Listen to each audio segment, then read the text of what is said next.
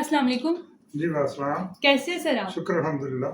नासिर साहब, इमाम बुखारी की 4 हदीसें हैं जिसमें कब्र के अज़ाब का ज़िक्र मिलता है और इसके अलावा और भी हदीसों की किताब में कब्र के अज़ाब का ज़िक्र मौजूद है। सही बुखारी हदीस नंबर 1372 है और इसी तरह सही बुखारी हदीस नंबर 1361 है जिसमें कब्र के अज़ाब का ज़िक्र मौजूद है। नासिर साहब, कुरान की भी मुख्तलिफ आयात हैं जिसमें अज़ाब का ज़िक्र मिलता है और लोग इन अज़ाब को कब्र के अज़ाब से मुंसलिक करते हैं। नासिर साहब, मैं चाहती हूँ कि आज आप तफसील से बताएं कि वाकई ही इन आयात में कब्र के अज़ाब का जिक्र हो रहा है या किसी और अज़ाब की बात हो रही है। औज़ु बिल्लाहि मिनश शैतानिर रजीम, बिस्मिल्लाहिर रहमानिर रहीम। असल में 4-5 अहादीस हैं और भी हदीसों में इमाम बुखारी की, उनका नंबर भी मैंशन है। 1372 है, एक 1361 है, 218 है, 216 है। इसमें ऐसा क्या कि वो दो अज़ाब दिया जाएगा। एक में क्या, नबी पाक गुजर रहे थे तो वहाँ से उन्होंने कहा 2 कब्रों में अज़ाब हो रहा है। एक में पेशाब के छींटों की वजह से, दूसरे को चुगली खोरता इसलिए हो रहा है ये। और एक दफ़ा एक यहूदी औरत आयशा के पास आई तो उन्होंने कहा कि तुम्हें अल्लाह कब्र के अज़ाब से बचाए। तो हज़रत आयशा ने नबी पाक से पूछा तो उन्होंने कहा हाँ, अज़ाब कब्र है। ये 2 तो हैं, 4 हदीसें और भी हदीसों में होगा इस तरह मिलजुल। लेकिन मैं ये कहना चाहता हूँ, कुरान की आयत में भी है, सूरह मोमिनून में बरज़ख का जिक्र है। बरज़ख में मैं एक तफसीली वीडियो बनाऊंगा। वो आदमी बरज़ख है, वो कोई और चीज़ है। अभी बात हो रही कब्र के अज़ाब की। देखिए, कब्र में मेरा कहना यह है कि कब्र में कोई सज़ा जदा, ये हदीसें झूठी हैं, ये मन गढ़ंत हदीसें हैं जो बयान की गई। सूरह इसमें इमाम बुखारी की हदीसों में ये मन गढ़ंत है, बेबुनियाद है, ये झूठी हदीसें हैं मेरी नज़र में। देखिए, नबी अकरम सल्लल्लाहु अलैहि वसल्लम ने कुरान अपनी ज़ुबान से लिखवाया।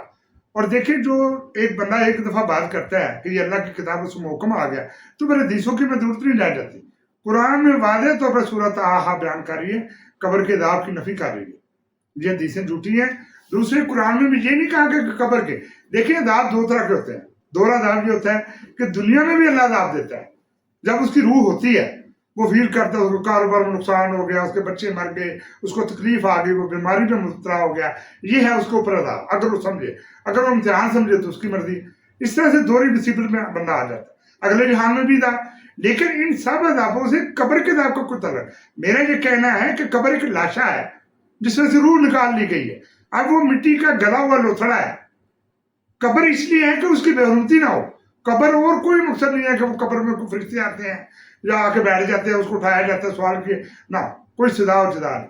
उसको आप छुरियां मारे, उसको चाकू मारे, उसको जो मर्जी कर सोटे मारे, वो नहीं हिलता। वो एक लाशा है, वो डेड बॉडी है, उसको कोई सदा जदा नहीं। कब्र में वो गया, रूह तो ले गया आसमानों पर। ठीक है, देखिए सूरत आहा कह रही है यौम युनफखु फिस्सूरी व नहशुरुल मुजरिमीन यौमइज़िन ज़ुरक़ा। जिस दिन सूर में फूंक मारी जाएगी तो हम मुजरम लोगों को इस हालत में इकट्ठा करेंगे कि वो आंखों से अंधे होंगे। यताखफ़तून बैनहुम मिनल बिस्मिल अशरा, और वो चुपके चुपके आपस में बातें करेंगे कि लगता है हम कब्रों में 10 रोज रहे हैं। आगे अल्लाह की दाद कह रही, वो कब्र में कितनी देर रहे, कितनी देर नहीं रहे, ये स्वयं अल्लाह के कोई नहीं जानता। और उनमें एक साबुर है तो यूं कहेगा नहीं नहीं, मुझे ऐसा लगता है कि हम कब्रों में सिर्फ इल्ला यौमा, एक दिन रहे। मेरा सवाल ये है कि सूर 2 दफा फूंका जाएगा। एक दफा उस वक्त जब अल्लाह अमर करेगा कि फना कर दो हर चीज को, ये पहाड़ों को उड़ा दो, जमीन को चीटल कर दो और तोड़ दो हर चीज को, तो हर चीज को मार दिया जाएगा, तबाह कर दिया जाएगा, फना फिल्ला कर दिया जाएगा। फिर दोबारा सूर उस वक्त फूंका जाएगा जब अल्लाह दोबारा अमर करेंगे, इसराइल को खुद जिंदा करेंगे और कहेंगे दोबारा सूर फूंक दे। मैं उस दिन की बात कर रहा हूँ। इसके बारे में लोगों ने बहुत कहा कि जी ये दुनिया की बात हो रही है। मैं उनसे ये चाहता हूँ कहना कि एक और भी सूरत है, सूरत आज नंबर 125, वो कह रही है कि वो वादा कह रही है मनशरू जोमल क़यामत आम, क़यामत के दिन हम उसको अंधा करके कब्र से उठाएंगे। वो कहेगा या अल्लाह आपने मुझे अंधा करके क्यों उठाया, मैं तो दुनिया में आंखों वाला था। तो अल्लाह ताला कहेंगे ऐसा है कि जब मेरे काम तुझ तक पहुंचे तो तू उनका कुछ ख्याल ना किया था, तो ऐसा आकर तेरा भी कुछ ख्याल ना किया जाए। ये बात क़यामत के दिन की हो रही है, ये बात उसके कब्र के निकलने से हो रही है, ये दुनिया की बात नहीं हो रही। वो जरा गौर करें मेरे भाई, जो जैसे मुसन्निफ़ीन है, जो जैसे आलम है इस बात पर बहस करते हैं, वो जरा गौर करें उस बात पर, उनको सारी समझ आ जाएगी। लिहाजा मेरा कहना यह है कि कब्र में कोई सदा जदा नहीं। कब्र एक लाशा है, लाशे को ढांपने, अगर आप देख लें कि उसको कैसे कीड़े चिमटे हुए हैं, कैसे उसको खा रहे हैं नोच नोच, تو ہر بندہ ڈر جائے، اس لیے اس کو پردہ دے دیا جاتا ہے۔ کچھ لوگ جلا دیتے ہیں، کسی کو مچھلیاں کھا گئی، کسی کو جانور کھا گئے، اس کی قبر ہی نہیں بنی، تو قبر میں کہاں فرشتے آئیں گے بھائی؟ تو کیسا مذاق ہے یہ دین اسلام کے ساتھ؟ آپ لوگوں کی عقل چل گئی۔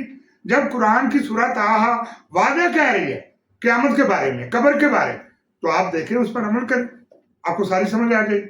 آپ بحث پر بحث روز کرتے ہیں، کبھی کہتے ہیں جی وہ حدیث ہے کہ جی وہ مومن کو، وہ جو فرعونیوں کو صبح شام آگ کے سامنے پیش کیا جاتا ہے، لیکن ڈالا تو نہیں گیا، ڈالا تو اس دن جائے گا جس دن قیامت کا دن ہوگا، اور اللہ کہیں گے کس کو ڈال دو، امر الہی ہوگا، اللہ سبحانہ اپنے تخت پر براجمان ہوں گے، اجر دین دیا جائے گا، کچھ لوگوں کو سزاوار کیا جائے گا۔